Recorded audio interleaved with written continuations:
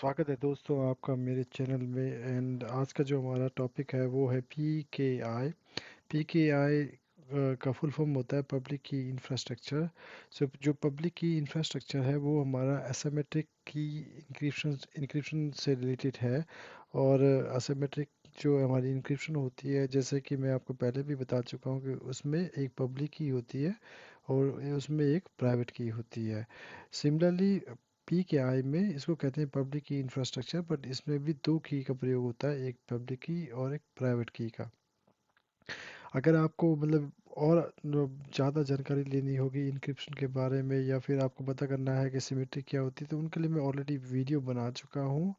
इस particular video में मैं क्या करने वाला हूँ कि आपको दिखाने वाला हूँ कि पब्लिक की और प्राइवेट की कैसे काम करती है इन रियल वर्ल्ड, मतलब एक प्रैक्टिकल करके आपको दिखाऊँ। तो उसके लिए हम यूज़ करने वाले हैं एक जो यूटिलिटी होती है जिसका नाम है SSH की। तो SSH की जनरेशन करके यूटिलिटी आती है, वो आपके लिनक्स अगर सिस्टम होंगे तो उनमें ऑलरेडी होती है। विंडोज सिस्टम में अगर आप विंडोज 10 और उससे ऊपर के सिस्टम यूज़ कर रहे हैं तो उसमें जो आपका वर्ड VMware करके आता है, जो वर्चुअल बॉक्स करके बन के आता है, अ, उसमें आप इसको यूज़ कर सकते हैं। उसको कैसे आपको एक्टिवेट करना है वो मतलब इसमें मैं नहीं कवर कर पाऊँगा, बट अगर आपको जानना है तो मुझे बता देना, मैं आप उसके लिए दूसरा वीडियो बना दूंगा। तो उसमें ssh/keygen.exe क्लिक कीजिए अगर आप विंडोज सिस्टम में। अगर नहीं है तो उसमें SSH आप टाइप कीजिए। और की जन मतलब होता है की जनरेशन, तो हम यहाँ पे की जनरेट कर रहे हैं। जब आप उसको क्लिक करेंगे तो क्या होगा कि ये आपको पूछेगा कि आपको की कौन सी प्लेस में स्टोर करनी है। तो आप इसको जो स्टोर जो आपको बाय डिफ़ॉल्ट मिलता है वहाँ स्टोर कर सकते हो, या आप उसके लिए चेंज करके कहीं और स्टोर कर सकते हो, कोई नई लोकेशन दे सकते हो। जब आप इसमें क्लिक मतलब करते हो तो या फिर लोकेशन चेंज करते हो तो ये आपके लिए एक डायरेक्टरी बना देता है .ssh के नाम से। डॉट का मतलब ये होता है कि ये डायरेक्टरी जो है हिडन नहीं है, हिडन डायरेक्टरी है। एक ही है जो मतलब आपकी प्राइवेट की होती है और एक आपकी पब्लिक की होती है। पब्लिक की जो है किसी को भी आप डिस्ट्रीब्यूट कर सकते हो, बट प्राइवेट की जो होगी वो आपकी प्राइवेट की होगी और ये आपके अलावा किसी और को नहीं होनी चाहिए। अगर ये किसी और के पास चली जाती है इसको मिस यूज कर सकता है। तो इसके बाद ये आपको दोबारा उसमें एक पास फेज डालने को बोलता है। पास फेज मतलब एक टाइप का पासवर्ड डालने को बोलता है, और उसके बाद दोबारा इस पासवर्ड डालने को बोलता है। तो दो बार आपसे कंफर्म करवाता है कि आपने पासवर्ड सही डाला कि नहीं डाला है। पासवर्ड इसलिए डालते हैं कि पासवर्ड के थ्रू ही पास जो आपकी पब्लिक की जो है वो जनरेट होती है। उसके बाद ये आपको एक लोकेशन बताता है .ssh id.rsa। तो ये id.rsa जो होती है यहाँ पे आपकी पब्लिक की सेव हो जाती है, और जो दूसरी लोकेशन आप देख रहे हैं, सॉरी प्राइवेट की सेव हो जाती है। जो दूसरी लोकेशन आप देख रहे हैं id/rsa.pub, मेरे को याद नहीं है पता नहीं है स्लैश है कि इसको या उल्टा नीचे वाला माइनस बोल सकते हैं। इसमें ये आपको पब मतलब पब्लिक की, तो इसमें आपकी पब्लिक की सेव हो जाती है। पब्लिक की जो होती है वो दूसरों के साथ शेयर करने के लिए ही बनी होती है इंक्रिप्शन में। तो ये पब्लिक की आप किसी को भी दे सकते हैं, बट जब ये आप किसी को पब्लिक की देंगे, वो अगला बंदा मतलब उसको कैसे पता चलेगा कि ये पब्लिक की आपने जब आप उसको सेंड कर रहे हो इसमें बीच में किसी ने छेड़छाड़ नहीं की है या पब्लिक की चीज़ नहीं की है। उसके लिए आप उसको ये नीचे जो हैश दे रखा है SSA 256 ये हैश भी साथ में भेज सकते हैं। तो इस हैश के थ्रू जो बंदा जो भी है बंदे को आप पब्लिक की दे के दोगे, वो इस हैश के थ्रू चेक कर सकता है कि इस पब्लिक की को बीच में किसी ने चेक चेंज तो नहीं किया है, कोई मैनिपुलेट तो नहीं किया है। अगर आपको जानना है कि हैश कैसे काम करता है तो उसके लिए मैंने एक वीडियो बना रखी है। उस वीडियो को मैं आपके इस वीडियो के साथ लिंक कर दूंगा, सब्सक्रिप्शन में भी दे दूँ, सॉरी डिस्क्रिप्शन में भी दे दूंगा, तो आप उसको वहाँ चेक कर सकते हैं। तो उसके बाद क्या होता है कि जब वो की बन जाती है तो हम उस फोल्डर में जाते हैं जो फोल्डर में हमारी पब्लिक की वगैरह सेव हुई थी। तो मैंने ये फोल्डर अभी खोला हुआ है। आप देखिए यहाँ ls.la करोगे अगर आप लिनक्स बेस्ड सिस्टम में, तो आपको ये एक और सारी जो फाइल्स है वो बता देगा।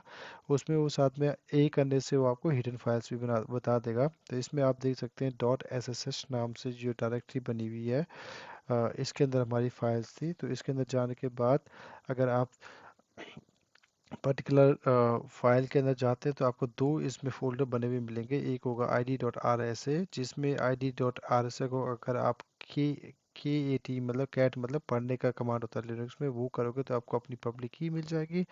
और अगर आप कैट करके I D R S dot P U B को कैट करोगे तो आपको पब्लिक की मिल जाएगी। अब आपको करना क्या होता है, पब्लिक की को आपको वहाँ ट्रांसफ़र करना है जिस सिस्टम को आप एक्सेस करना चाहते हो विदाउट पासवर्ड के।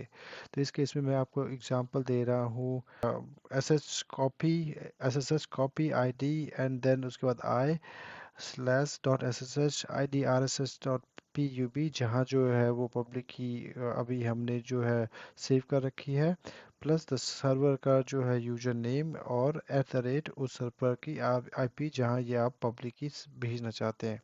तो प्राइवेट की आप कहीं नहीं भेजेंगे, प्राइवेट की जो है वो आपकी पर्सनल की है, ये आप किसी के साथ ना शेयर करेंगे, इसको आप हमेशा सेव रखेंगे।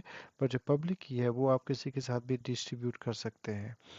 फिर जब आप उस पब्लिक की को उस सिस्टम में सेव कर लोगे तो आप क्या कर सकते हो, उस सिस्टम को इस कमांड के through S S H minus I C, और जहां आपकी मतलब आपने अपनी प्राइवेट की सेव की हुई है उस लोकेशन को देके यूजर नेम देके आप उसको एक्सेस कर सकते हो विदाउट किसी पासवर्ड देने का। अब आप पूछोगे यार फ़ायदा क्या हुआ अगर मैंने मतलब इसकी जगह पे पासवर्ड ही क्यों नहीं देता हूँ। आप इस पे पासवर्ड इसलिए नहीं देते हो कि पी की आई यूज करते हो, तो उस केस में जो आपकी जितनी भी कम्युनिकेशन होती है, पहली बात वो इंक्रिप्टेड होती है, तो इसके बीच में कोई नहीं आ सकता। सेकेंडली पासवर्ड क्या होता है कि अगर पासवर्ड कई एक पासवर्ड आप बहुत सारी जगह यूज कर रहे हो तो वो पासवर्ड इजीली हैक हो सकता है। किसी और वेबसाइट, अगर कोई और वेबसाइट जहाँ आपने ये पासवर्ड यूज किया हुआ हो, अगर वो हैक हो जाए तो उसके थ्रू क्या हो सकता है, वो हैक हो गया तो अगर किसी को पता चल गया कि आपके इस सर्वर में आप सेम पासवर्ड यूज कर रहे हैं तो उस सर्वर को हैक कर सकते हैं। प्राइवेट की वो किसी को तभी मिलेगी जब वो आपके कंप्यूटर को हैक करेगा, आपके कंप्यूटर से वो प्राइवेट की चोरी करेगा, तभी वो आपके सर्वर के पास एक्सेस कर सकता है। तो प्राइवेट की एक हिसाब से यूनिक होती है तो इसको हैक करना इतना इजी नहीं होगा। सेकेंडली आपको प्राइवेट की और पब्लिक की में क्या होता है कि पब्लिक की से आप एक हिसाब से जो सिक्योरिटी वर्ड में होता है, एक होता है आइडेंटिफिकेशन और एक ऑथेंटिकेशन। सो आइडेंटिफिकेशन क्या होता है, जो आपका आईडी कार्ड है वो आपको एक हिसाब से आइडेंटिफाई करता है कि मतलब ये आदमी जो है जिसका जो नाम इस आईडी कार्ड में लिखा हुआ है और जो ये फोटो है वो सेम ही आदि आदमी की है, तो वो आपको आइडेंटिफाई करता है। बट ऑथेंटिकेट करने के लिए आपको एक मैकेनिज्म देना पड़ता है।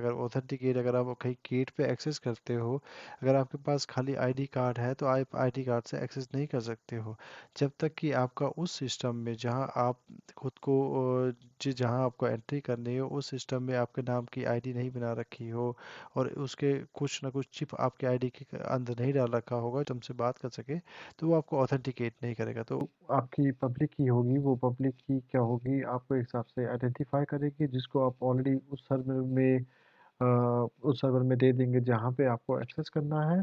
और जो आपकी प्राइवेट की होगी वो आपका ऑथेंटिकेशन का काम करेगी, तो जब भी आपको लॉगिन करना होगा आप वही आप प्राइवेट की के लॉगिन कर सकते हैं। उसके लिए सब टूल आते हैं, मैंने जो आपको ऑलरेडी एसएसएच के थ्रू जो कमांड बताई है उससे भी आप कर सकते हैं, और विंडोज़ में पुटी नाम का एक टूल आता है, उस टूल को भी यूज़ कर सकते हैं। और भी बहुत सारे टूल हैं बट पुटी बहुत ज़्यादा यूज़ होता है इसलिए मैं उसको यहाँ मेंशन कर रहा हूँ। आज का टॉपिक यहीं बंद करते हैं। अगर आपको अच्छा लगा तो प्लीज़ जैसा कि आपको पता है लाइक करें, सब्सक्राइब करें, और अगर आपको कोई पर्टिकुलर टॉपिक सीखना है तो मुझे बताइए। और अगर आपके मन में कोई भी बात है या अगर आप कुछ कहना चाहते हैं कमेंट बॉक्स में अपना कमेंट कर सकते हैं। धन्यवाद।